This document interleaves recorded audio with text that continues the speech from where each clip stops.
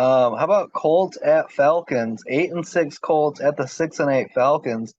Indy comes in, hot. They've won five of their last six. They got star running back Jonathan Taylor returns, but they won't have Michael Pittman and they won't have Zach Moss. Uh, Falcons are on a two-game losing streak, and they bench Desmond Ritter for the second time this season. Taylor Henneke will start. This is an interesting game. Are you riding with the Colts here, or because we've been second guessing Atlanta all season long, and to be going benching their quarterback again shows a lot of like distrust in that position, right? Yeah, and I've been kind of underestimating the Colts defense. They're actually tied for third overall with 46 sacks this season. We've seen them get Hmm. after opposing quarterbacks, which was not the side of the ball I've been paying attention to for the Colts. I mean, we've been talking about the quarterback situation for them. And have you seen an official announcement about Jonathan Taylor? Um, I think I had. Let me look that up. I'm pretty sure he's back, Because I've but seen I'll he could confirm. return. They're optimistic he'll play. I haven't seen an official. Jonathan Taylor is in the lineup. Which I mean, maybe it's just because it's Christmas, but a lot of these injury updates are like, we're optimistic they'll play. I haven't seen a lot of like yes or no things this week. I think everyone's just kind of like in the holiday spirit and being kind of wishy-washy, which is annoying me. But I'm tempted to take the Colts here if he's in the game. But that Zach Moss loss is a tough one for them. And I look at see set to return and not listed on the injury report, so okay, he should perfect. be good to go. All right.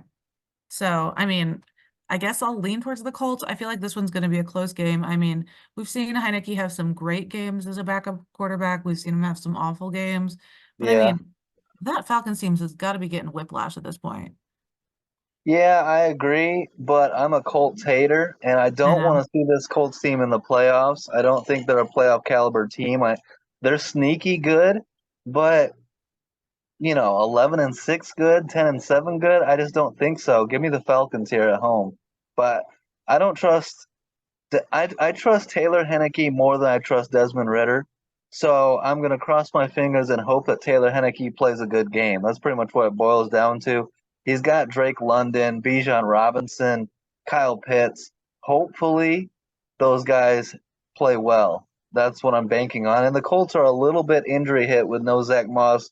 Michael Pittman's their wide receiver one that could factor in. So I mean, but look at their matchup against Pittsburgh.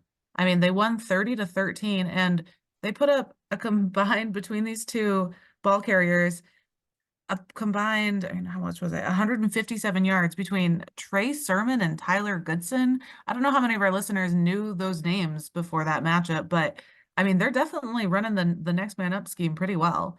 they So are. they Yeah. didn't really need Jonathan Taylor last week, and I mean that run game is pretty aggressive, and I don't know if the Falcons have a good enough defense to stop it. They have a better defense than Pittsburgh, and I think that it snowballed on Pittsburgh. If you remember, both their starting safeties went down like Mhm. immediately in that game. KZ got kicked out of the game and then suspended, and Minka Fitzpatrick got knocked out. So, um, you know, and their linebackers are hurt. Atlanta's going to pose a better threat defensively than the Steelers.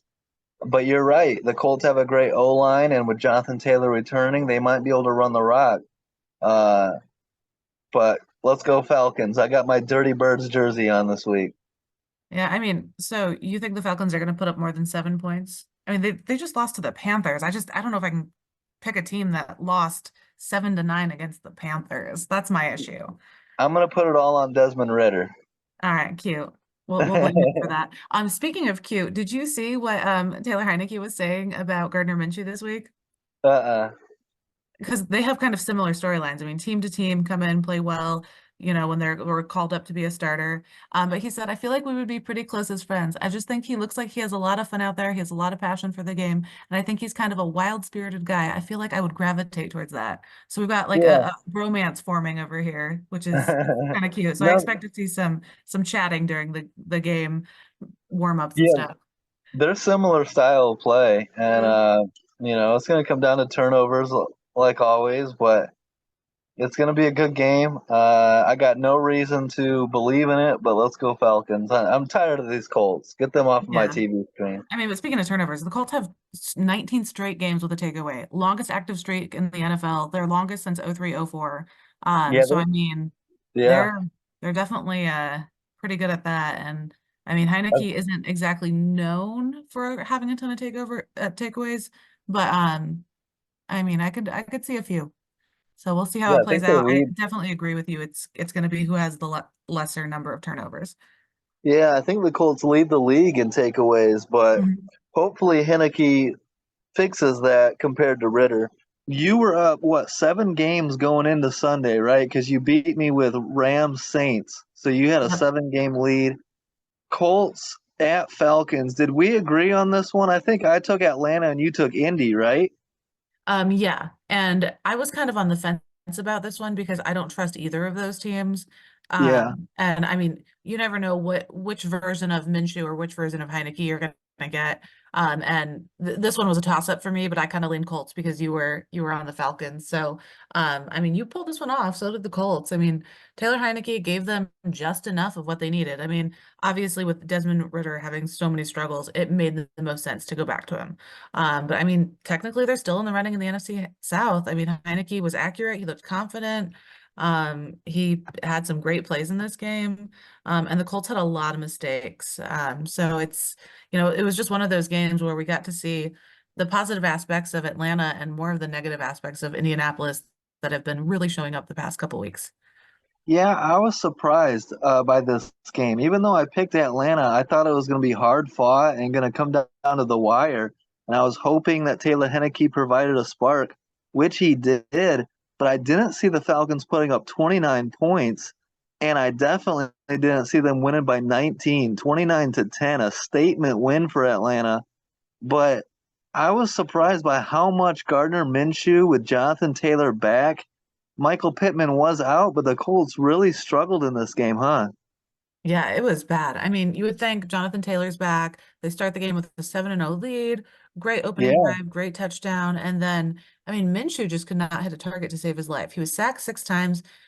17 of his 37 passes were just bad throws. I mean, we had some O-line issues. Pass protection was awful in the game. And then, I mean, that pick at the end with 8 minutes left, I mean, that would have, maybe pulled them back within a score because at the time they were down 13. But I mean, you get a pass picked with 8 minutes left, down 13. I mean, that's kind of it. The defense was a hot mess too.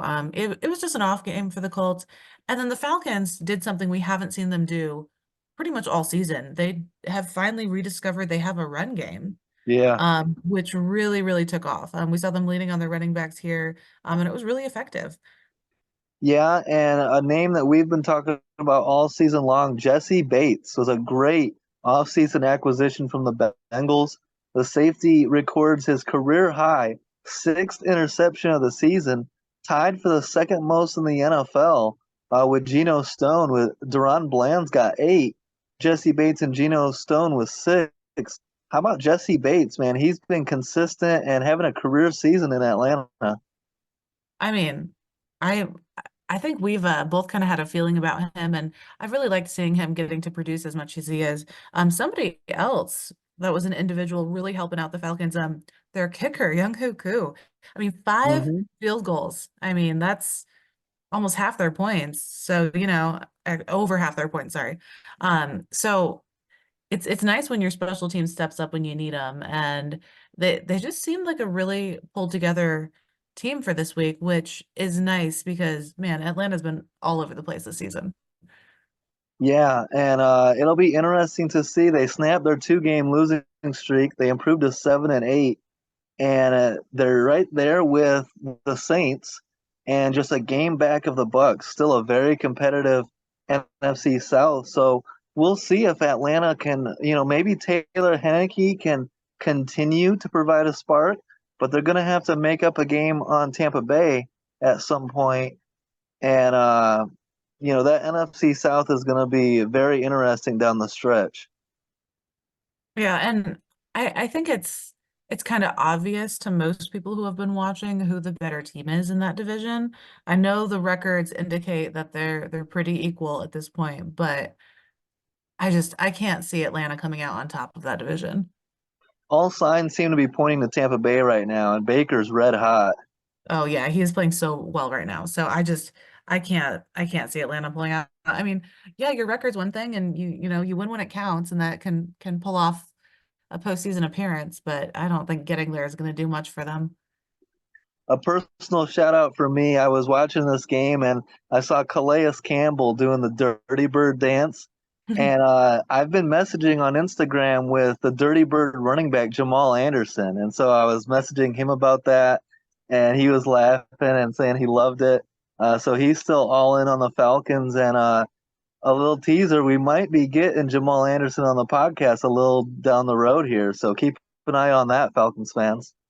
Yeah, that would be great. I think he would have some great insight onto to what this team's, potential is moving forward, especially like maybe some insight on their quarterback situation. Yeah, and he's got to be loving Bijan Robinson over there too. Oh yeah. And He's then the fun to watch for Colts. non-players.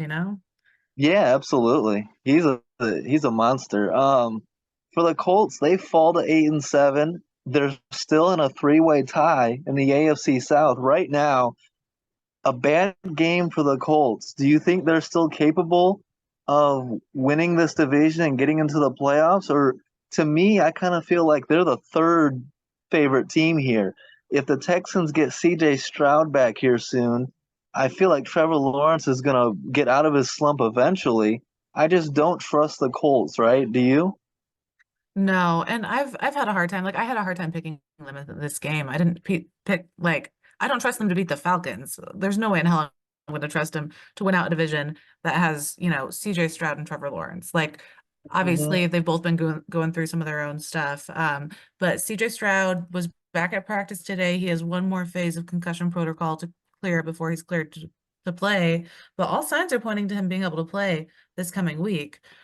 So it looks like that return is on, and Trevor Lawrence has some stuff he's been working through in some off games, but I mean, there's no way I'm pitting the Colts up with those two.